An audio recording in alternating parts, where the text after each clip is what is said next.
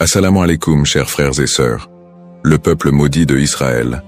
Une phrase qui semble résonner avec un mystère profond, une notion qui pourrait dérouter ou susciter la curiosité. Pourquoi parler de malédiction, alors que l'histoire d'Israël est généralement associée à celle d'un peuple élu par Dieu?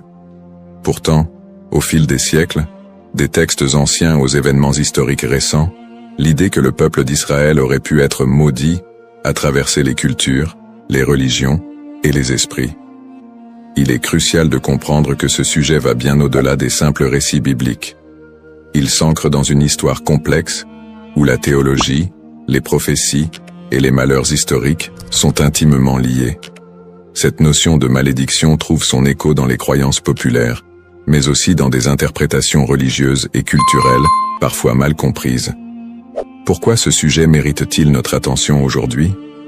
Parce que ce n'est pas simplement un concept historique, mais une idée qui a façonné la perception mondiale d'un peuple tout au long des âges.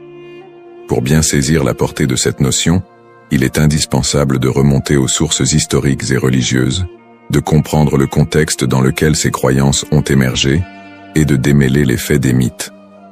Le terme de peuple maudit a souvent été utilisé dans divers contextes pour parler du peuple d'Israël, mais que signifie-t-il réellement? Dans la Bible, en particulier dans l'Ancien Testament, les relations entre le peuple hébreu et Dieu sont parfois marquées par des promesses de bénédiction, mais aussi des avertissements de malédiction en cas de désobéissance. Dans le livre du Deutéronome, par exemple, Dieu promet des bénédictions à Israël s'ils obéissent à ses commandements, mais il y a également des malédictions redoutables s'ils s'en écartent. Parmi ces malédictions, on trouve des prophéties qui parlent d'exil, de souffrance et de dispersion à travers le monde. Ces passages ont alimenté des siècles d'interprétations théologiques, renforçant l'idée que certaines périodes de souffrance du peuple juif pourraient être vues comme des châtiments divins. Au-delà de la Bible, l'histoire du peuple d'Israël, marquée par les conquêtes, les destructions, l'exil et les persécutions, a renforcé cette image d'un peuple qui porte un poids historique lourd. Depuis la destruction du premier et du second temple de Jérusalem, en passant par les diasporas forcées, jusqu'aux tragédies plus récentes comme la Shoah, beaucoup ont vu dans ces événements des échos de ces anciennes malédictions bibliques. Mais ces interprétations ne sont pas uniquement religieuses.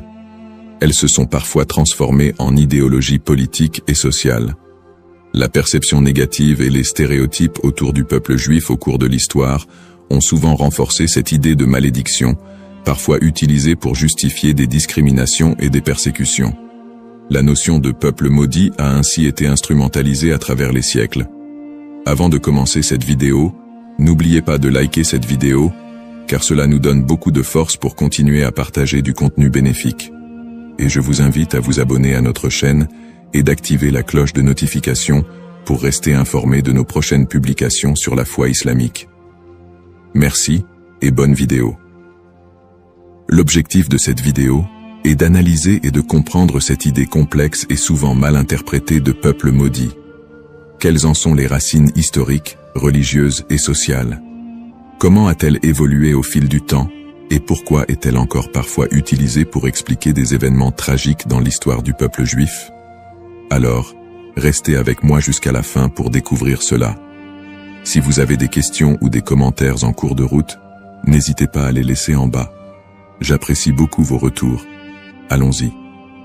Au cours de cette vidéo, nous allons explorer les textes religieux qui évoquent cette malédiction, en particulier la Bible et d'autres écrits anciens. Revisiter les grandes étapes de l'histoire d'Israël, de l'époque biblique jusqu'à nos jours, pour comprendre comment ces événements ont pu renforcer cette idée dans les esprits. Discuter des interprétations théologiques de ces malédictions et comment elles ont été perçues par différentes religions et cultures à travers le monde. Démystifier cette notion en explorant les aspects symboliques et les récupérations idéologiques qui ont façonné cette image négative. Cette exploration vous permettra de comprendre les tenants et aboutissants de cette idée profondément enracinée dans l'histoire de l'humanité. Il est important de ne pas se laisser emporter par des idées simplistes, mais de creuser la profondeur de ce concept pour en dégager des vérités historiques et spirituelles. Origine d'Israël. L'histoire du peuple israélite débute avec les récits bibliques de la Genèse, où Dieu promet à Abraham, un patriarche hébreu, qu'il deviendra le père d'une grande nation. Cette promesse divine est le point de départ de la formation du peuple d'Israël. Selon la tradition, Abraham, Isaac, son fils, et Jacob, son petit-fils, sont les ancêtres directs de ce peuple, souvent appelés les patriarches. Jacob, après avoir lutté avec un ange, reçoit de Dieu un nouveau nom, Israël, et ses descendants sont appelés les Israélites. Le livre de l'Exode raconte l'histoire de la libération du peuple hébreu de l'esclavage en Égypte sous la direction de Moïse. C'est un moment fondamental dans l'histoire d'Israël, où Dieu scelle une alliance avec les Israélites au mont Sinaï. Dieu y remet les 10 commandements à Moïse, posant ainsi les bases des lois morales et religieuses qui guideront le peuple élu. Cette alliance est une promesse de protection divine en échange de l'obéissance aux lois de Dieu. À partir de là, Israël se constitue progressivement en nation, après la conquête de la terre promise sous Josué. Cette période est marquée par des hauts et des bas, alors que les Israélites tentent de rester fidèles à leur alliance avec Dieu. Toutefois, au fil des siècles, leur histoire est ponctuée d'infidélités religieuses, de guerres et de conquêtes par d'autres puissances, ce qui engendrera l'accomplissement de certaines prophéties de malédiction. Les prophéties et les malédictions. Dans l'Ancien Testament, en particulier dans le Deutéronome, Dieu fait à Israël des promesses de bénédiction conditionnelles à leur fidélité, mais également des avertissements de malédiction en cas de désobéissance. Le chapitre 28 du Deutéronome est l'un des textes clés qui évoquent les conséquences potentielles de l'infidélité. Dieu promet prospérité et paix si le peuple respecte ses commandements, mais des malédictions terribles en cas de rébellion. Les malédictions incluent des catastrophes naturelles, des défaites militaires, des maladies, et finalement, l'exil et la dispersion parmi les nations étrangères. Parmi les prophètes qui ont développé cette idée de malédiction, Ézéchiel et Jérémie sont 2 figures centrales. Ézéchiel, actif pendant l'exil babylonien, insiste sur le lien entre l'exil du peuple et leur transgression. Il prophétise que la destruction de Jérusalem et l'exil sont des punitions divines pour l'injustice sociale, l'idolâtrie et l'infidélité religieuse du peuple. Toutefois, il apporte aussi un message d'espoir. Après le châtiment, un retour et une restauration sont possibles si le peuple se repent. Jérémie, qui vécut également durant la chute de Jérusalem en 586 avant Jésus-Christ, avertit constamment le peuple des malheurs à venir s'il ne se détourne pas de l'idolâtrie et des injustices. Il prophétise la destruction imminente du temple de Jérusalem et l'exil des Judéens en Babylonie. Dans Jérémie 25, il annonce que cette période d'exil durera 70 ans, après quoi Dieu permettra leur retour. Ces prophéties sont souvent vues comme des annonces de malédiction qui pèsent sur Israël en raison de son infidélité à l'alliance. Cependant, elles sont également porteuses d'un espoir de rédemption, promettant que si le peuple retourne à Dieu, il retrouvera sa place privilégiée.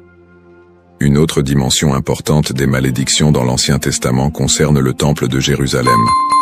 La destruction du premier temple par les Babyloniens en 586 avant Jésus-Christ, puis la destruction du second temple par les Romains en 70 après Jésus-Christ, sont vus comme des châtiments pour la désobéissance du peuple. Ces événements ont renforcé l'idée d'un peuple souffrant sous le poids de la malédiction divine. Persécutions historiques. L'histoire du peuple d'Israël est marquée par une série de persécutions et d'exils, souvent perçues à travers le prisme des malédictions bibliques. Le premier grand exil, celui de Babylone, survient après la destruction du premier temple en 586 avant Jésus-Christ. Par la suite, les Babyloniens déportent une grande partie des habitants de Juda, ce qui marque le début d'une longue période de diaspora. Après un retour partiel en terre d'Israël et la reconstruction du temple, les siècles suivants ne sont pas exempts de nouvelles épreuves.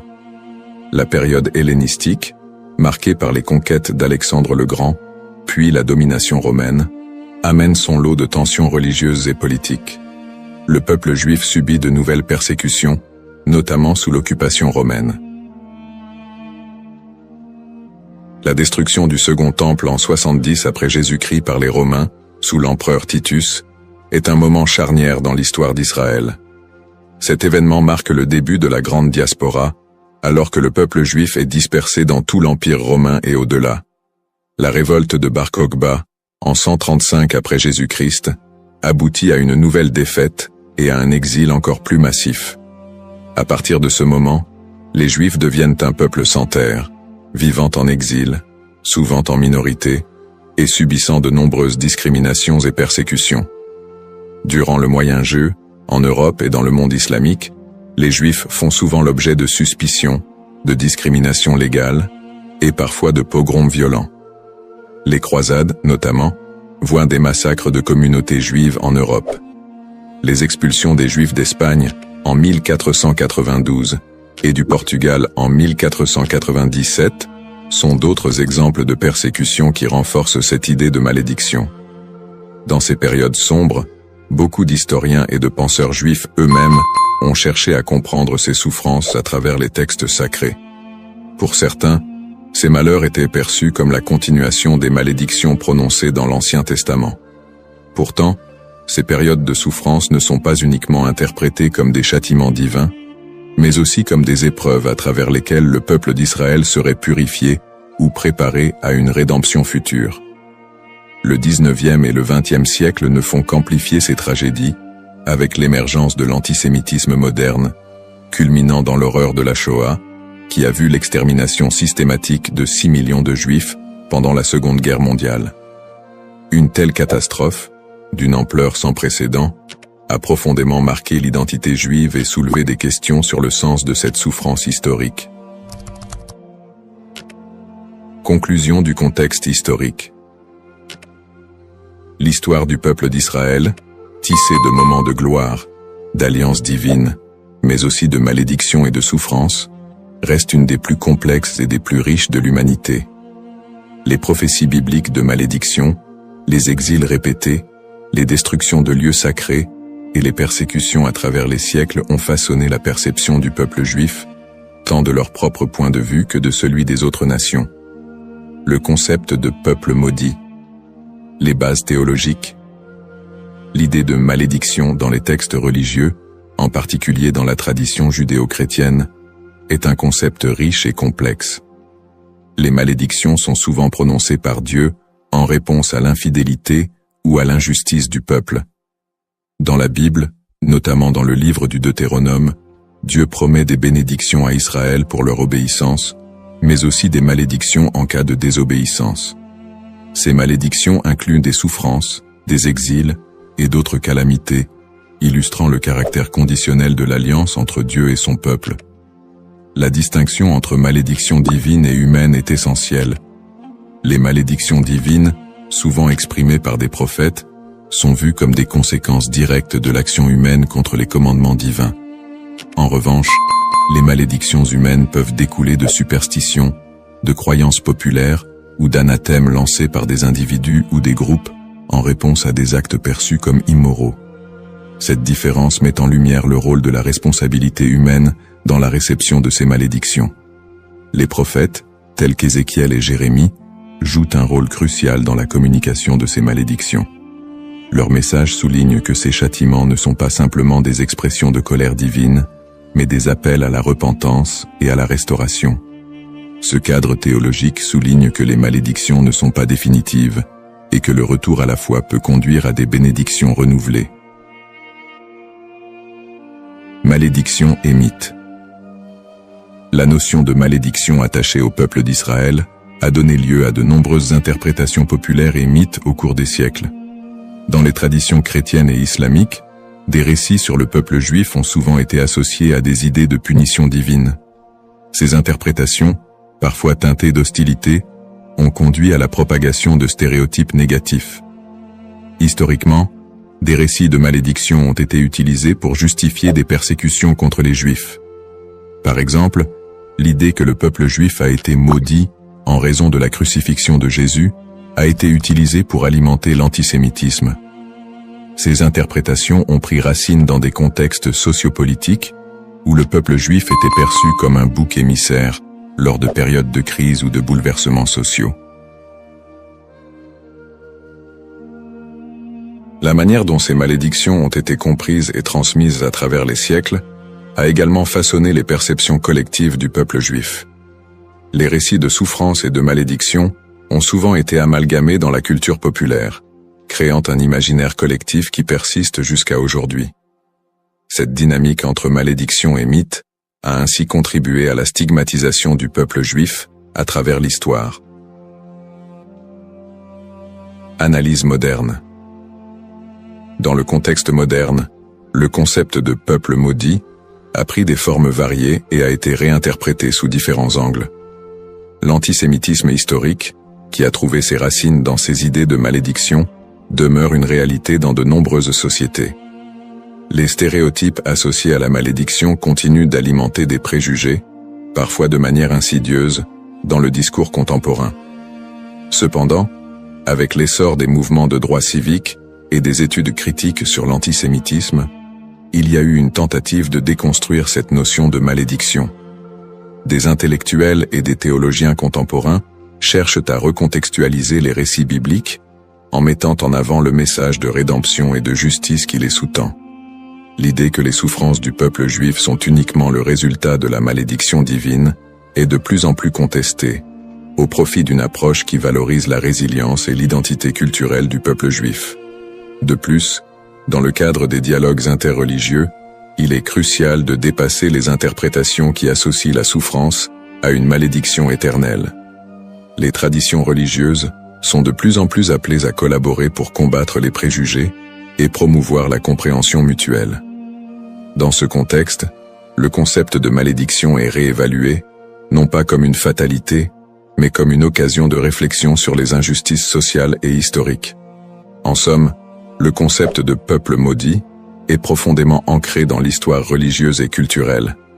Il invite à une réflexion sur la manière dont les textes sacrés et les croyances ont été interprétés à travers les âges, souvent avec des conséquences tragiques. L'exploration de ce thème permet non seulement de mieux comprendre les défis historiques du peuple juif, mais aussi de s'engager dans un dialogue constructif sur les identités et les histoires partagées dans le monde contemporain. La diaspora et les épreuves du peuple juif vit en diaspora. La diaspora juive, qui a débuté avec l'exil babylonien au VIe siècle avant J.C., a été marquée par une série de défis sans précédent. Une fois dispersé à travers le monde, le peuple juif a dû naviguer dans des environnements souvent hostiles. Les communautés juives ont fait face à des persécutions, à des migrations forcées et à la ghettoisation, qui ont toutes contribué à forger leur identité collective. Dans de nombreux pays, les Juifs étaient considérés comme des étrangers, souvent sujets à la méfiance et à la stigmatisation.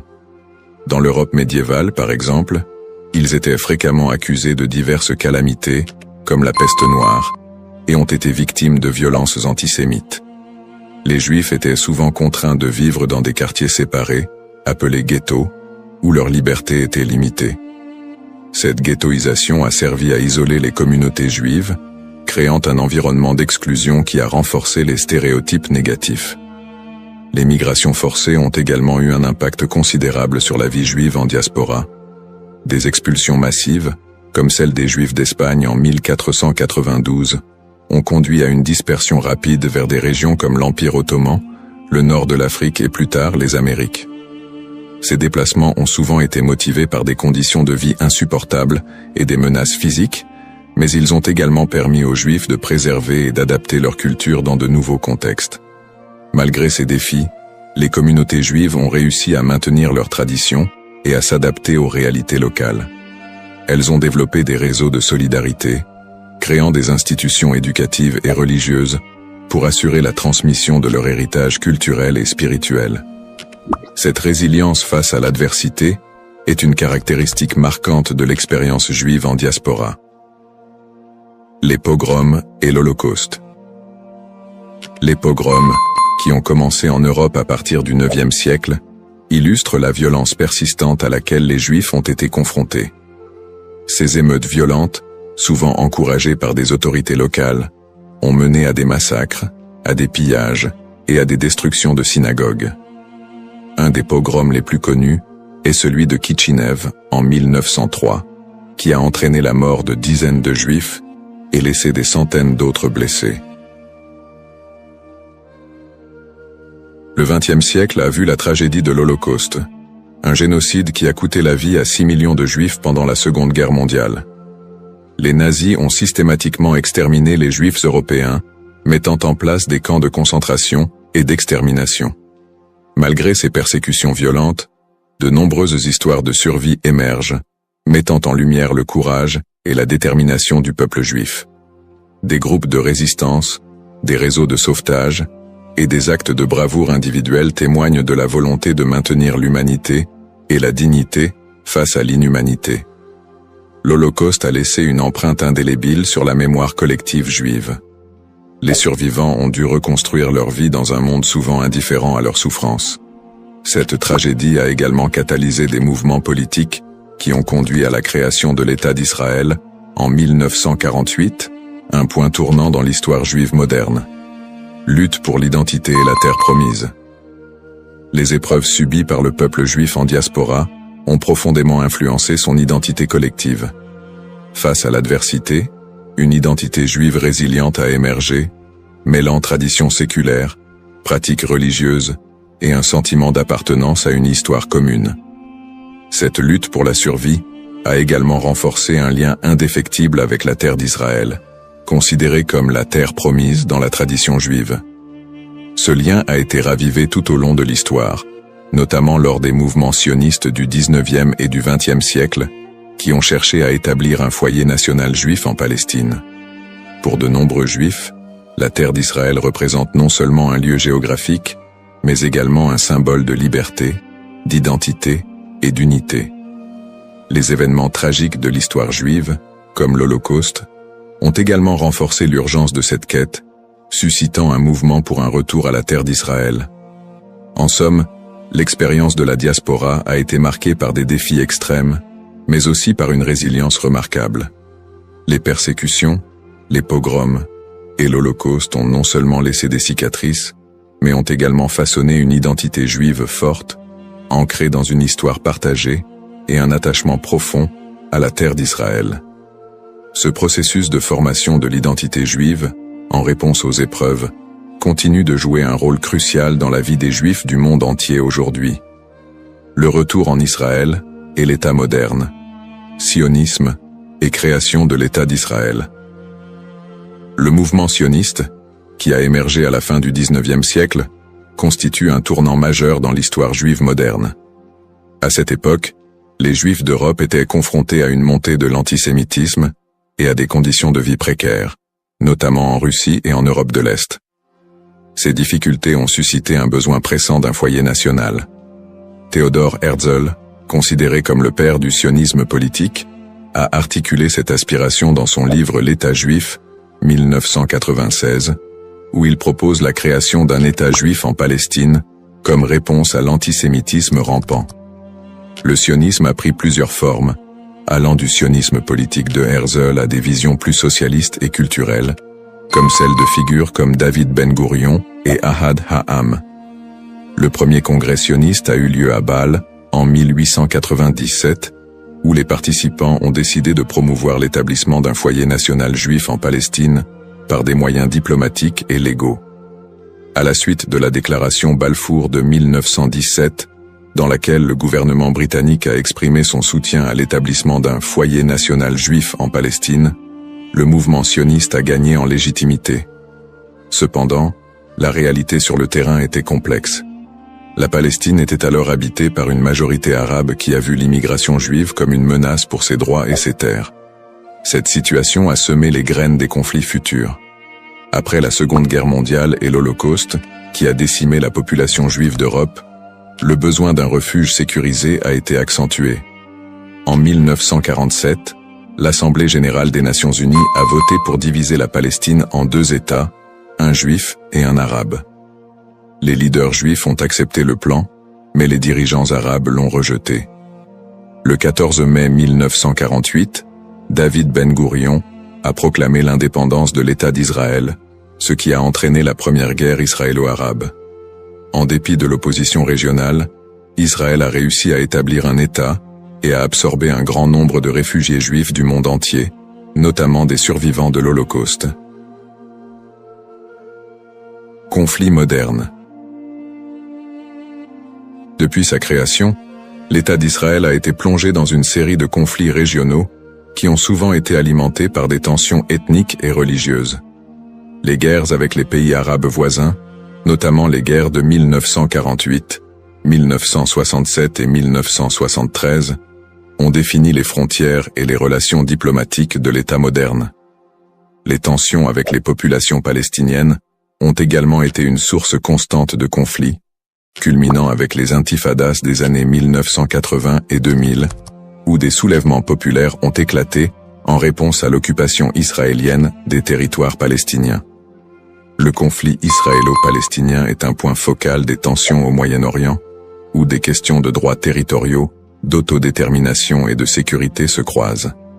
Les territoires de la Cisjordanie et de Gaza sont devenus des symboles de la lutte pour la reconnaissance et la dignité des Palestiniens. Les colonies israéliennes en Cisjordanie et les conditions de vie à Gaza ont engendré des critiques internationales et des tensions croissantes. Sur le plan religieux, les sites sacrés tels que Jérusalem revêtent une signification particulière pour les Juifs, les chrétiens et les musulmans, exacerbant les conflits. L'accès aux lieux saints est souvent un point de discorde, avec des épisodes de violence autour du mont du Temple et du dôme du Rocher. Peut-on encore parler d'un peuple maudit aujourd'hui? La question de savoir si l'on peut encore parler d'un peuple maudit aujourd'hui mérite d'être examinée sous différents angles. D'une part, le peuple juif a par moments été perçu comme victime d'une malédiction, surtout dans le contexte des souffrances historiques, des persécutions et de l'Holocauste. Cette perception s'est parfois traduite par des stéréotypes négatifs et un antisémitisme durable qui persistent encore dans certaines sociétés contemporaines. D'autre part, l'idée de peuple maudit ne rend pas pleinement compte de la résilience, de l'innovation et des contributions culturelles des Juifs à la société mondiale. Après des siècles de persécution, les Juifs ont réussi à établir un État souverain, à revitaliser leur culture et à jouer un rôle significatif dans divers domaines tels que la science, l'art et la politique. Cette renaissance culturelle et nationale contredit l'idée d'une malédiction éternelle. Aujourd'hui, beaucoup de Juifs se définissent non pas par leurs souffrances passées, mais par leur identité culturelle et leur engagement envers des valeurs de justice, de paix et de coexistence. L'État d'Israël, bien qu'encore confronté à des défis internes et externes, est un symbole de survie et de détermination pour de nombreux Juifs dans le monde. Ainsi, plutôt que de voir le peuple juif à travers le prisme d'une malédiction, il est plus approprié de reconnaître la complexité de son histoire, marquée par des luttes et des triomphes, et d'appréhender la diaspora juive comme une histoire d'espoir, de résilience et de quête d'identité. Dans cette exploration du thème du peuple maudit d'Israël, nous avons retracé l'histoire complexe des Juifs, de leurs origines dans l'Antiquité à leur établissement moderne en tant qu'État souverain. Nous avons examiné le contexte historique et religieux, en soulignant les épreuves de la diaspora, les persécutions et les tragédies comme les pogroms et l'Holocauste. En analysant le concept de malédiction, nous avons également vu comment il a été utilisé pour justifier des stéréotypes et des violences à l'encontre des Juifs au fil des siècles. Nous avons ensuite discuté du mouvement sioniste qui a mené à la création de l'État d'Israël en 1948, ainsi que des conflits régionaux qui en ont découlé, notamment avec les populations palestiniennes. Ces tensions, alimentées par des enjeux historiques, ethniques et religieux, continuent de façonner la réalité actuelle du pays. En réfléchissant à l'évolution du terme « maudit », il est crucial de reconnaître qu'il a souvent été employé de manière péjorative pour désigner le peuple juif et justifier des injustices. Cependant, au fil du temps, cette notion a été déconstruite. De nos jours, parler de peuple maudit ne rend plus compte de la diversité et de la résilience des communautés juives. Au contraire, il est essentiel de voir le peuple juif comme porteur d'une riche culture, d'une identité dynamique et d'une volonté indéfectible de vivre et de prospérer, malgré les défis historiques. Pour conclure, j'invite chacun d'entre vous à approfondir ce sujet fascinant et complexe.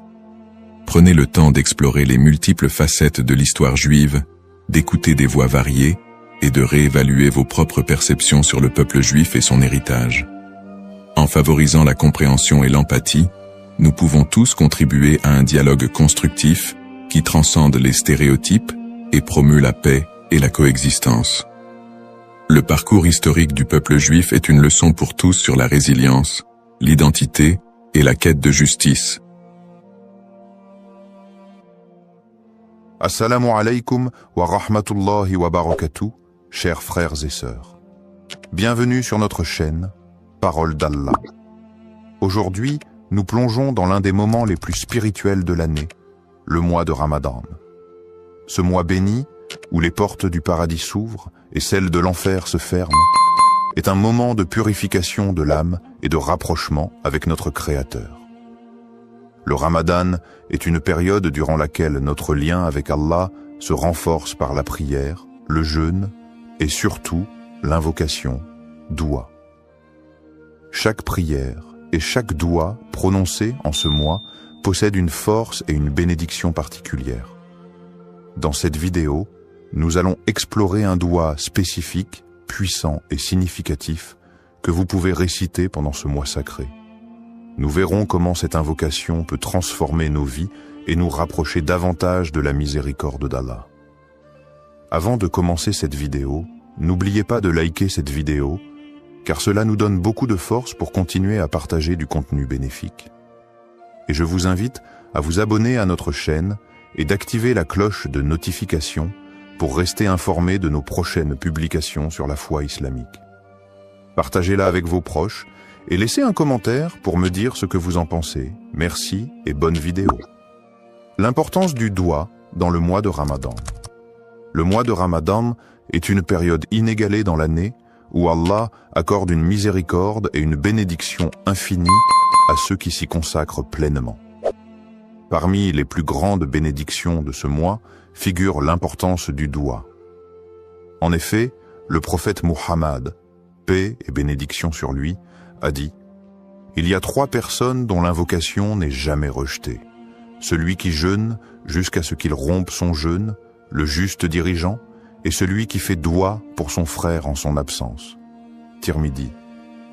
Ce hadith montre clairement que pendant le Ramadan, les invocations sont particulièrement efficaces et puissantes. Le mois de Ramadan est un moment unique où les portes du ciel sont largement ouvertes et où Allah écoute plus attentivement les prières de ses serviteurs. C'est un mois de pardon et de miséricorde, une occasion en or pour demander à Allah ce que l'on désire, que ce soit la purification de l'âme, la guérison ou la bénédiction dans nos vies. Le prophète Muhammad, paix et bénédiction sur lui, nous a également enseigné que, quand le Ramadan commence, les portes du paradis s'ouvrent, les portes de l'enfer se ferment et les démons sont enchaînés. Sahih al-Bukhari. Cela témoigne de l'atmosphère spirituelle particulièrement propice pour faire des doua pendant ce mois. Le mois de Ramadan est aussi l'occasion de vivre des événements spirituels d'une importance capitale, notamment la nuit du destin, Laylat al-Qadr. Cette nuit, qui se trouve dans les 10 derniers jours de Ramadan, est mieux que 1000 mois. Le Coran dit « La nuit du destin est meilleure que 1000 mois ». Sourate Al-Qadr, 97, 3. Pendant cette nuit, les anges descendent sur la terre et les prières sont exaucées. C'est donc le moment idéal pour faire des douas, car Allah, dans sa grandeur et sa miséricorde infinie, accorde une attention toute particulière à ses serviteurs en cette période. C'est un mois où chaque prière devient une opportunité d'obtenir des bénédictions et des réponses divines. Le doua est un acte d'humilité et de soumission totale à Allah, et pendant le mois de Ramadan, cet acte est particulièrement favorisé. Nous devons saisir cette occasion pour purifier nos cœurs, solliciter le pardon d'Allah et demander des bénédictions pour nous-mêmes, nos proches, et même pour l'ensemble de la communauté musulmane. Le doua du Ramadan, signification et puissance. Le doua est un acte de soumission et de demande auprès d'Allah, et pendant le mois de Ramadan, cet acte prend une dimension particulière. Le mois de Ramadan est une période de purification spirituelle où chaque prière et chaque invocation est une occasion d'obtenir la miséricorde divine. Dans ce contexte, certains douas ont une puissance et une signification profonde, et parmi ceux-ci, il existe un doua spécifique recommandé pour ce mois béni. Le doua pour la rédemption et le pardon. Le doua pour la rédemption et le pardon. Un des douas les plus recommandés pendant le mois de Ramadan est le doua pour demander le pardon et la miséricorde d'Allah. Il s'agit de l'invocation suivante, souvent récitée durant ce mois sacré. Allahumma innaka afu, tuhibbul afu, fa'af anni. Allahumma innaka afuwun tuhibbu al-afwa fa'fu anni. Ô Allah, tu es pardonnant, tu aimes le pardon, alors pardonne-moi. Hadith rapporté par Al-Tirmidhi. Ce doua est une invocation très puissante et profonde. Elle est recommandée de manière spéciale durant les dernières nuits de Ramadan, notamment durant la nuit du destin, Laylat al-Qadr, lorsque les bénédictions et les bénédictions divines sont multipliées. Le doua exprime l'humilité et le besoin absolu de la miséricorde d'Allah. Signification des mots et impact spirituel. Chaque mot de ce doua est riche en signification et en implications spirituelles. Voici une explication détaillée de ces éléments clés. Allahumma innaka. Ce mot commence l'invocation par le nom d'Allah, une manière de se rappeler qu'Allah est celui vers qui toute demande doit être adressée. Ce début marque le recueillement, le respect et l'humilité devant Allah. Afuwun.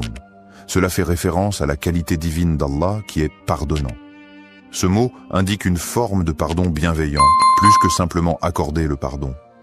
Allah, dans sa grande miséricorde, ne se contente pas de pardonner les péchés, mais il efface leurs traces et les conséquences. C'est ce pardon purifiant qui est demandé ici. Tuhibbu al-afwa. Cette phrase signifie que tu aimes le pardon. Cela nous rappelle que le pardon est une qualité précieuse dans l'islam. Et Allah non seulement pardonne, mais il aime pardonner à ses serviteurs qui se repentent sincèrement. Il est la source de tout pardon et aime purifier ceux qui se tournent vers lui avec un cœur sincère. Fa'fu anni. Ici, on demande directement à Allah de pardonner nos fautes. Le mot fa'fu est plus que le simple pardon. Il implique l'effacement total des péchés et des erreurs, une grâce qui est renouvelée chaque jour pendant le mois de Ramadan. Cette invocation, d'une simplicité apparente, est profondément spirituelle. Elle illustre parfaitement l'âme du Ramadan, qui est un mois de purification, de repentance et de réconciliation avec Allah. Le doua fait appel à la miséricorde d'Allah, à sa volonté de pardonner et à sa bienveillance infinie. Il invite les croyants à se tourner vers Allah avec une foi totale, en reconnaissant leurs faiblesses et en demandant une purification divine. Connexion à la miséricorde divine. Le mois de Ramadan est le mois où la miséricorde divine atteint son paroxysme.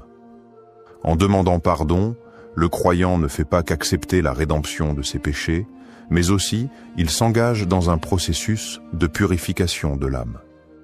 Allah nous enseigne dans le Coran que sa miséricorde couvre toute chose, et cette miséricorde est particulièrement active pendant le mois de Ramadan. Le prophète Muhammad, paix et bénédiction sur lui, a dit « Celui qui jeûne pendant le mois de Ramadan avec foi et espérant la récompense d'Allah, ses péchés passés lui seront pardonnés. » Sahih al-Bukhari. Le doua pour le pardon est une clé pour accéder à cette miséricorde. Ce mois de Ramadan est, pour chaque musulman, une occasion de se libérer des chaînes de ses péchés, de se purifier et de se rapprocher de la clémence infinie d'Allah. La répétition de ce doua crée une connexion constante avec la miséricorde divine et rappelle aux croyants qu'Allah est toujours prêt à pardonner ceux qui reviennent vers lui avec sincérité. Bénédictions liées à l'écoute de ce doua. Les bénédictions de ce doua sont innombrables. Lorsque nous récitons cette invocation, nous sollicitons le pardon d'Allah et en retour, Allah nous accorde plusieurs bénédictions spirituelles. le pardon des péchés. Comme mentionné précédemment, réciter ce doigt avec foi et sincérité efface nos péchés, même les plus grands. La purification du cœur, la miséricorde divine, demandée dans cette invocation, purifie le cœur du croyant, enlevant l'orgueil, la colère et la rancune. La proximité d'Allah.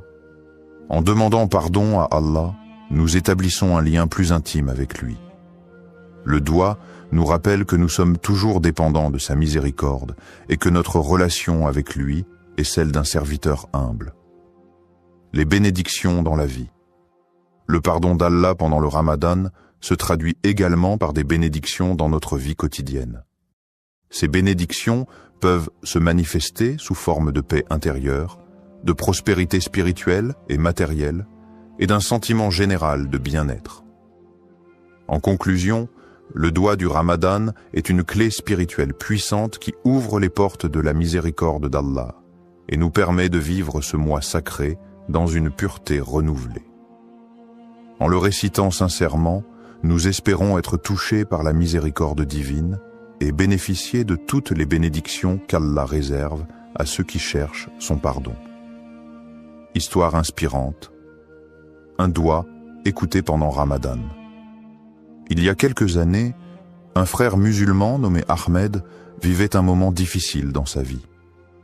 Il avait perdu son emploi, sa situation financière était instable et il ressentait une profonde inquiétude quant à son avenir. Chaque jour, il se battait contre la peur et le doute, se demandant s'il serait capable de subvenir à ses besoins et à ceux de sa famille. En ce mois de Ramadan, il décida de se tourner pleinement vers Allah, espérant que ce mois sacré, porteur de bénédictions, serait l'occasion pour lui de trouver une réponse divine. Ahmed avait toujours été un croyant fidèle, mais dans ces moments de détresse, sa foi était mise à l'épreuve. Il se souvint des paroles du prophète Muhammad, paix et bénédiction sur lui. Il n'y a rien de plus noble que de faire appel à Allah avec une invocation sincère, et Allah répondra, mais selon ce qui est meilleur pour vous. Sahih Muslim. Conscient de la miséricorde infinie d'Allah, il se dit qu'il devait faire confiance à Allah, peu importe l'issue de sa situation. Durant les nuits du Ramadan, Ahmed s'isola dans sa chambre après la prière de Tarawih, un moment calme où il pouvait se concentrer pleinement sur son invocation.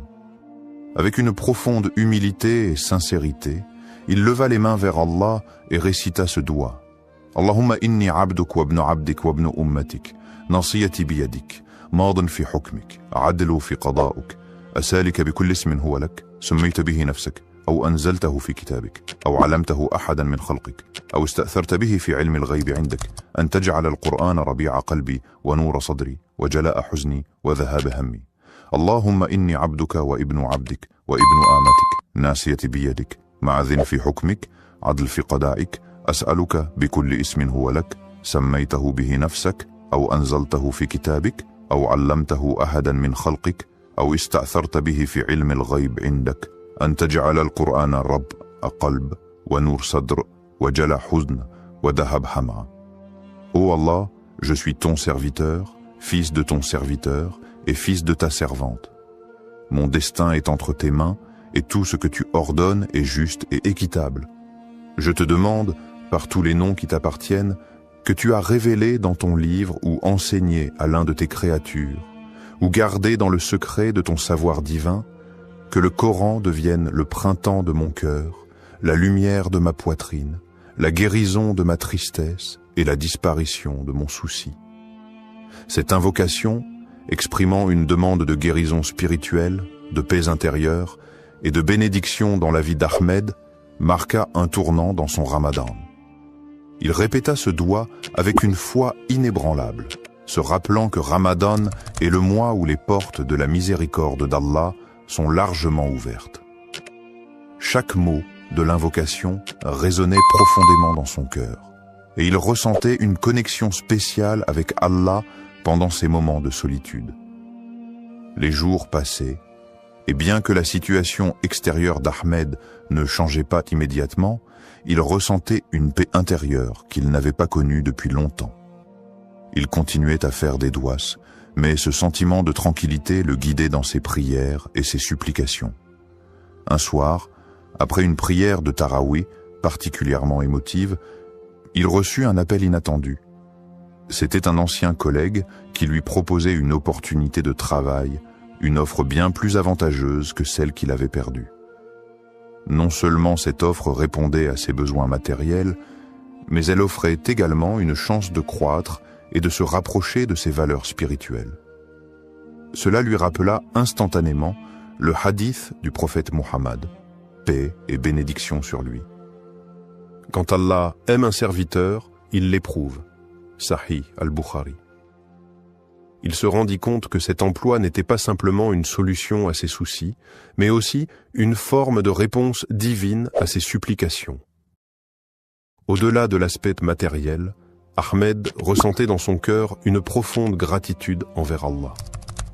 Il se rappela que, bien que sa demande n'ait pas été exaucée immédiatement dans la forme qu'il avait anticipée, la réponse de Dieu était parfaite.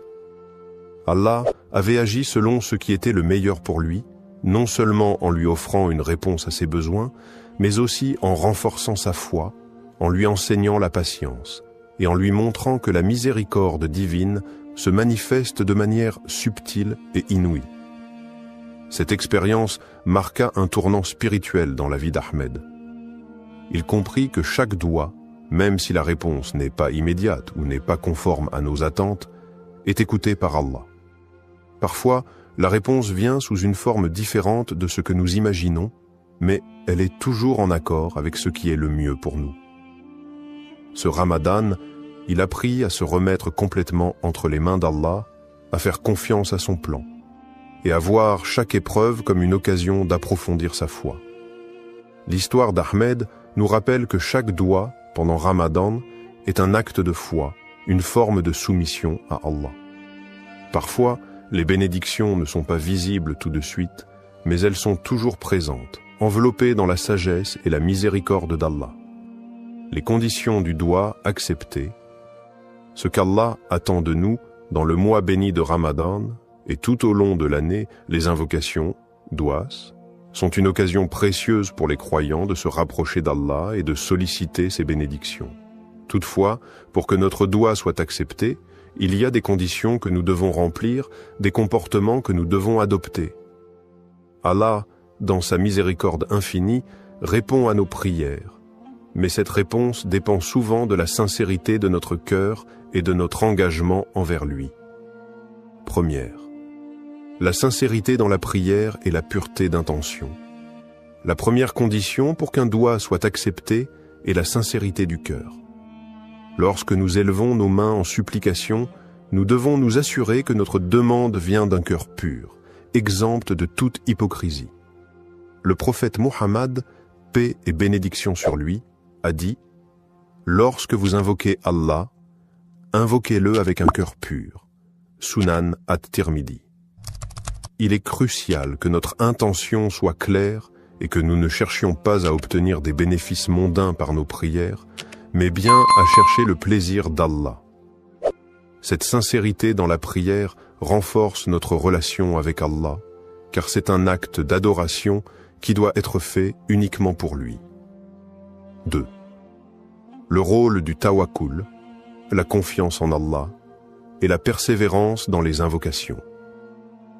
Une autre condition essentielle pour que nos doua soient acceptés est le tawakkul, c'est-à-dire la confiance totale en Allah après avoir fait tous les efforts nécessaires. Il est important de se rappeler que, même si nous faisons des supplications, cela ne signifie pas que la réponse viendra instantanément ou selon nos attentes. Le tawakkul nous enseigne que nous devons faire confiance à la sagesse divine d'Allah, sachant qu'il sait ce qui est le mieux pour nous, même lorsque nous ne comprenons pas immédiatement le sens de sa réponse. Le prophète, paix et bénédiction sur lui, a aussi dit « Ne vous lassez pas d'invoquer Allah, car parfois la réponse arrive plus tard qu'on ne le désire, et Allah connaît le meilleur moment pour exaucer votre prière. » Sahih al-Bukhari. La persévérance dans les invocations est donc essentielle.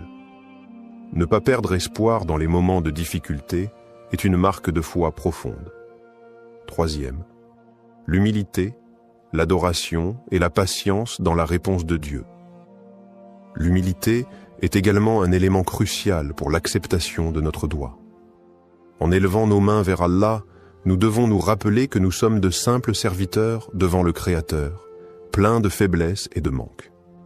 C'est avec humilité que nous demandons à Allah de répondre à nos besoins. L'adoration sincère d'Allah et le fait de se soumettre pleinement à sa volonté sont des moyens pour que nos invocations soient exaucées. De plus, il faut être patient face à la réponse d'Allah, qu'elle soit immédiate ou non. Parfois, la réponse divine peut ne pas arriver dans la forme que nous attendions, ou elle peut être retardée pour des raisons que nous ne comprenons pas.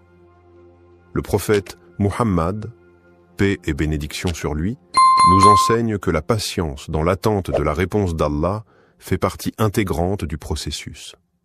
Allah nous dit dans le Coran, « Et ton Seigneur dit, invoquez-moi, je vous répondrai. » Sourate Ghafir 40-60. Mais cette réponse peut arriver de manière différente, sous forme de bénédiction, de protection ou de tests qui renforcent notre foi. En conclusion, pour qu'un doua soit accepté, nous devons répondre à ces conditions essentielles, la sincérité de l'intention, la confiance totale en Allah, tawakkul, la persévérance dans les invocations, l'humilité dans notre supplication et la patience face à la réponse de Dieu. En agissant selon ces principes, nous cultivons une relation spirituelle profonde avec notre Créateur, et nos doigts sont davantage susceptibles d'être exaucés. Mais au-delà de l'exaucement immédiat, nous devons toujours garder à l'esprit que chaque réponse d'Allah est parfaite et qu'elle vient dans le meilleur des moments et selon sa sagesse infinie. Le doua comme moyen de purification spirituelle. Le mois de Ramadan n'est pas seulement une période de jeûne et d'abstinence, mais également un moment sacré de purification spirituelle. C'est une occasion unique pour les croyants de se rapprocher d'Allah, de purifier leur âme et de renforcer leur foi. Parmi les moyens les plus puissants pour accomplir cette purification, il y a le doua ou l'invocation.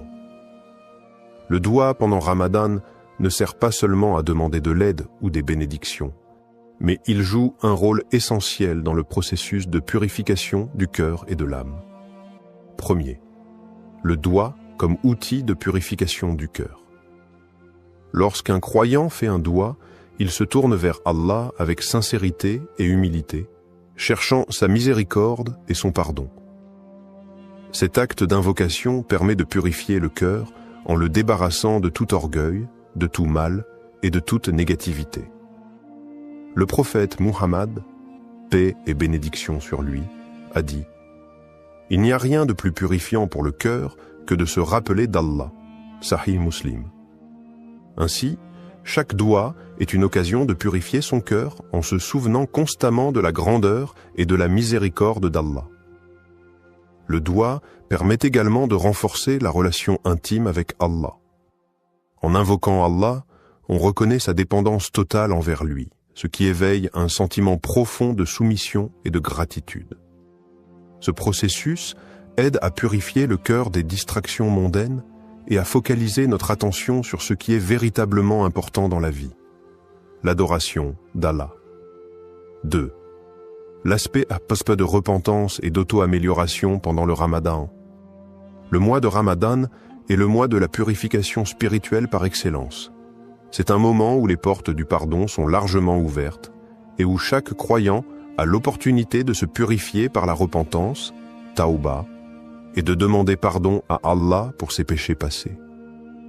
Le doua joue un rôle clé dans ce processus de repentance.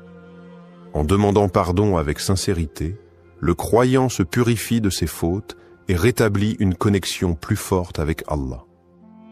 Le prophète Muhammad, paix et bénédiction sur lui, a dit « Quiconque demande pardon pendant le Ramadan, Allah lui pardonne. » Sunan al-Tirmidhi. Cette promesse divine est un rappel puissant de la miséricorde d'Allah. Lors de nos invocations, il est important de nous repentir sincèrement de nos péchés et de demander à Allah de purifier notre cœur et notre âme. Le doua devient ainsi un acte de purification, non seulement de nos actions passées, mais aussi un moyen d'améliorer notre caractère et d'aller vers une version meilleure de nous-mêmes. Troisième, le doigt comme moyen de purification spirituelle profonde. Le doigt n'est pas seulement une demande d'aide, mais il est aussi une méthode pour nous purifier en tant qu'individus. C'est une manière d'implorer Allah de nous guider sur le droit chemin, d'effacer les imperfections de notre âme et de nous accorder la paix intérieure. Chaque invocation nous aide à nous détacher des préoccupations matérielles et à renforcer notre connexion avec Allah. Le Coran nous rappelle l'importance de la purification du cœur et de l'âme, notamment dans le verset suivant. Le jour où ni les biens ni les enfants ne profiteront, sauf celui qui viendra à Allah avec un cœur pur. Sourate Ash-Shu'ara, 26, 88 à 89. Ce verset souligne la nécessité d'avoir un cœur purifié pour mériter la proximité d'Allah et sa récompense. C'est dans le doua que le croyant trouve un moyen puissant de purifier son âme et de se préparer pour l'au-delà. Quatrième, la purification par l'humilité et la sincérité. Un autre aspect du doua pendant Ramadan est l'humilité qu'il induit. En levant les mains vers Allah et en lui demandant ce dont nous avons besoin, nous reconnaissons notre faiblesse et notre dépendance totale envers lui. Cette humilité est un moyen puissant de purifier notre cœur, car elle nous libère de l'orgueil et du sentiment d'autosuffisance qui peut parfois entraver notre spiritualité.